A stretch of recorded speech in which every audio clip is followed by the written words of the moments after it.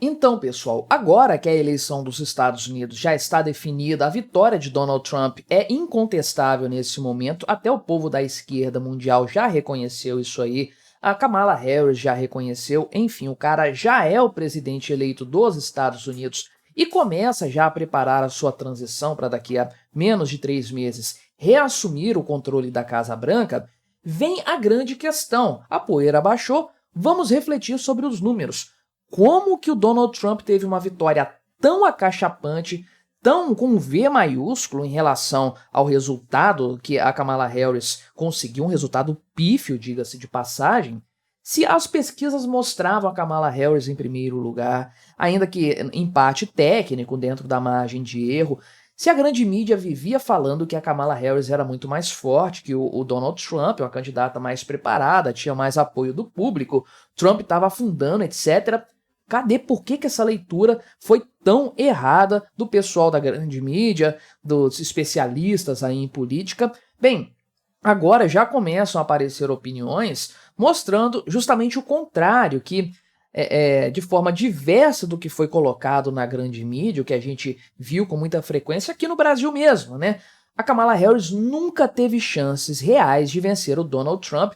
É o que sustenta aqui o historiador e analista político Victor Davis Hanson, né? Falou categoricamente que ela nunca teve chance de vencer essas eleições. O pessoal da Veja também traz alguns pontos aqui demonstrando por que a Kamala Harris perdeu essas eleições, bem como o pessoal aqui da BBC, veículos de esquerda, naturalmente, que tentam entender a derrota acachapante sofrida pela Kamala Harris nessas eleições. Vamos dar uma analisada nesses argumentos, ver a procedência disso, até porque essa análise nos ajuda a pensar, refletir e julgar futuras eleições, futuras disputas aqui no Brasil e em outros países também. O quanto que a grande mídia hoje é incapaz de refletir a realidade. Mas antes, não se esqueça de se inscrever aqui no meu canal para me ajudar a chegar aos 20 mil inscritos. Falta um pouquinho ainda, mas a gente vai caminhando devagarinho. Se você quiser me ajudar ainda mais, você pode se tornar membro. É só clicar no botão Seja Membro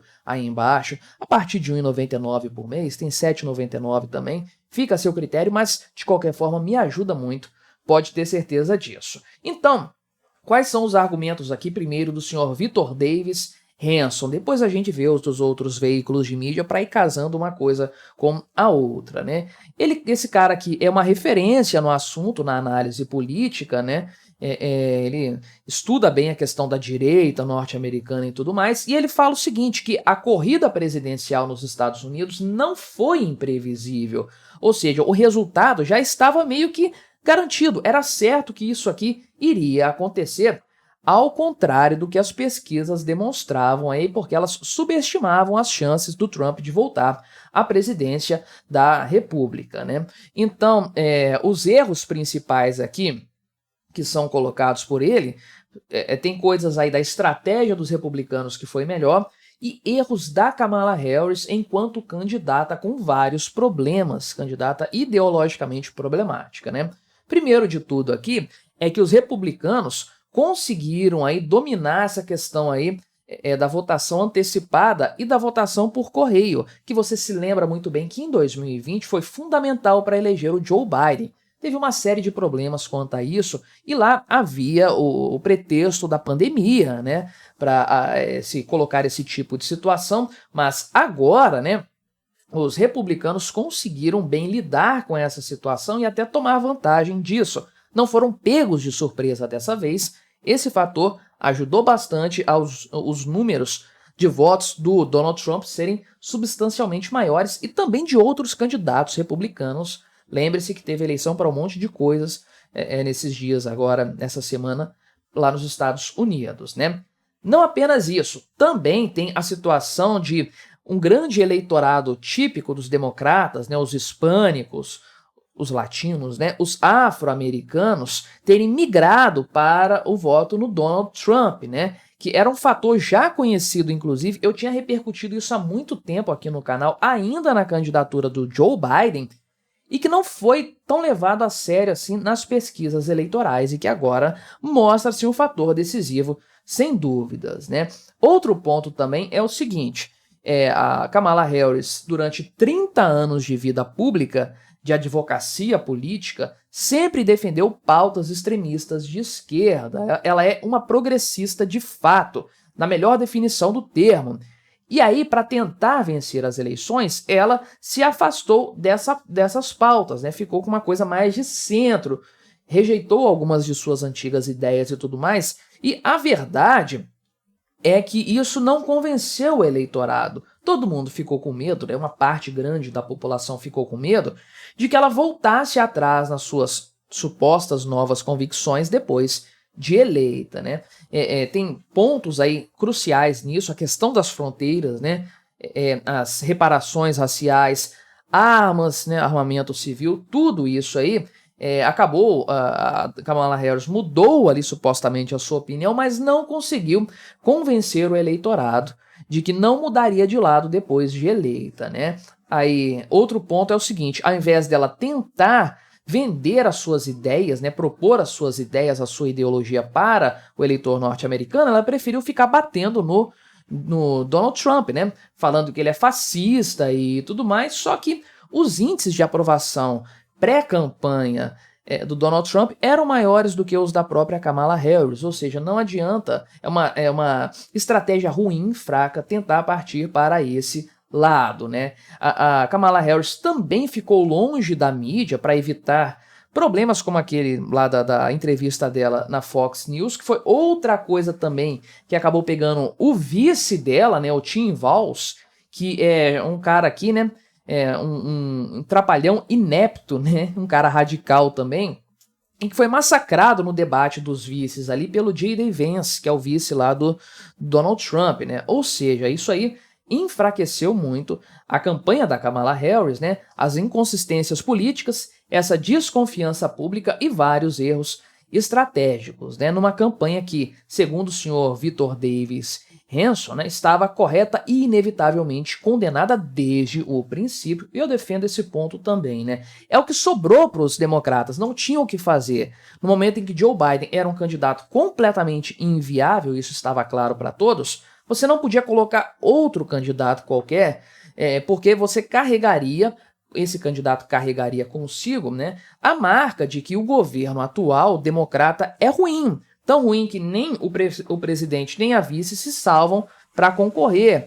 Por que dar mais um mandato para os democratas nesse sentido? É uma sinuca de bico, de fato, né? E isso, na verdade, é uma coisa que foi plantada lá atrás na eleição do Joe Biden. Ele já era um cara incapaz naquela época e os democratas ainda assim apoiaram ele. Era a única chance que eles tinham. Deu certo, mas condenou-os, os democratas, na eleição seguinte, né? O pessoal aqui da Veja traz o ponto também da falta de clareza das propostas. Isso aqui é muito devido a essa inconstância de a Kamala Harris dizer que não apoia mais coisas que ela apoiou durante 30 anos, né? E aí, qual que é a Kamala Harris de agora? Qual que é a verdadeira Kamala Harris? O pessoal meio que não conhece isso aí, né? Tem a questão da vinculação dela inevitável com o governo Joe Biden e com o Joe Biden, que tem um alto índice de rejeição aqui, mais da metade da população norte-americana desaprova o atual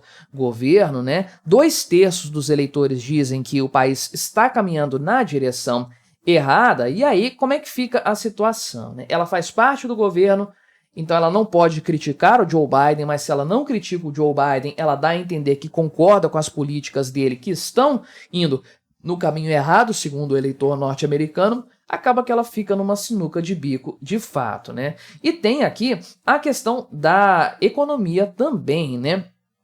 O resultado econômico dos Estados Unidos atualmente deixa a desejar, já foi pior antes, mas deixa a desejar, sem dúvidas.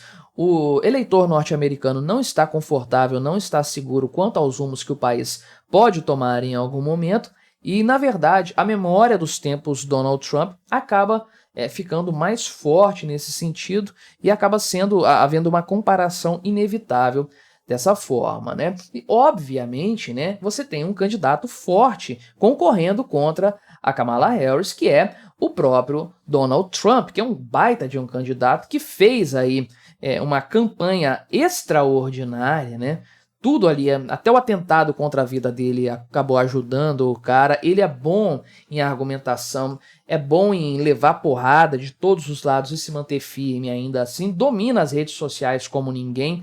Enfim, né, um adversário muito forte, e a Kamala Harris, o tempo mostrou, não tinha preparo nenhum, nem condição alguma de concorrer à altura contra o Donald Trump, né?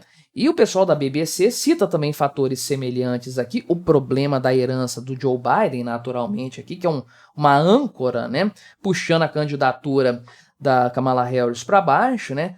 Da mesma forma, a Kamala Harris foi incapaz de cooptar os votos que foram decisivos para o Joe Biden lá atrás. Eles não migraram para ela na totalidade, o que prejudicou bastante as chances de vitória dela, né? E, obviamente, aquela coisa de ficar batendo no Donald Trump, né? A ideia justamente era tirar o foco do Joe Biden, botar o foco no Donald Trump.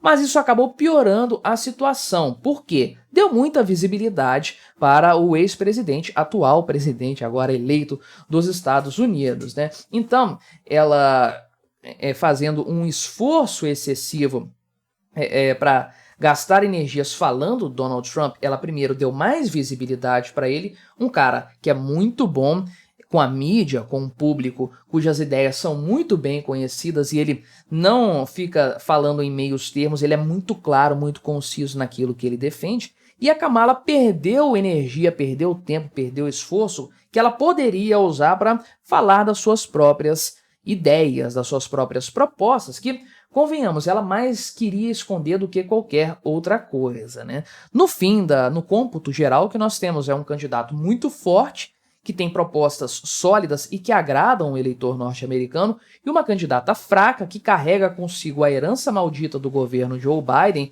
que não consegue passar as suas propostas porque as propostas são ruins e não gera credibilidade para o eleitor norte-americano. Esse resultado aqui, portanto, era inevitável, por mais que a esquerda mundial tentasse pintar algo diferente, por mais que a mídia brasileira tenha tentado enganar todo mundo. Isso aqui já estava pré-determinado, não tinha como ser diferente. Mas me diga aí, o que você achou dessa minha análise? Colabore com o nosso debate, se inscreva no meu canal se você ainda não for inscrito e até a próxima.